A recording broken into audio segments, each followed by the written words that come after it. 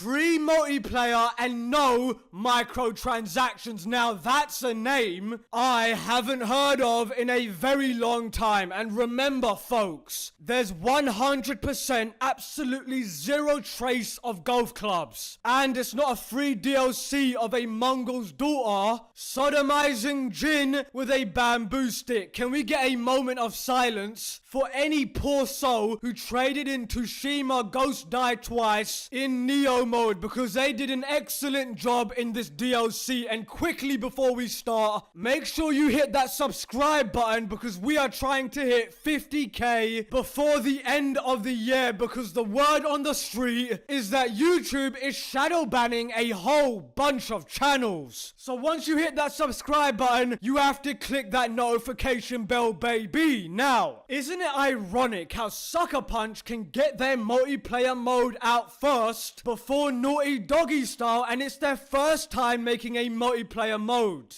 But hold on, I almost forgot. I'm not being fair, because you can cosplay as Abby Zilla. That's one constellation. You can look like Chris Pratt in a dress, because a happy customer is a loyal customer, Mr. Cuckman. You treat your players like dirt and make them play as a bodybuilding transsexual, you'll end up in the bargain bin at Blockbuster. And yes, I know, Blockbuster no longer exists, but neither does The Last of Us 2 projected sales for the fourth quarter this year. Anyway, look, Ghost of Tsushima is the gift that keeps on giving. They pull me back in. Sucker Punch actually listened to the feedback. They were always listening in the shadows like a ghost. And now that I think about it, the name Sucker Punch is way too violent considering what they've done. They should change their name immediately to Loving Hug after this. If this patch version is 1.1, just imagine what 1.2 is gonna look like. These folks most likely took notes from CD Projekt Red. Here's some basic business advice for you blue-haired weirdos at Naughty Dog. When there's consumer goodwill, the consumer's wallet will always be open. Some of you might get this reference, but this DLC reminds me of Sleeping Dog's Nightmare in North Point. Anyway, let's just look at Marvel's Avengers for example. Let's see, they had Iron Man, Captain America, Hulk, Thor,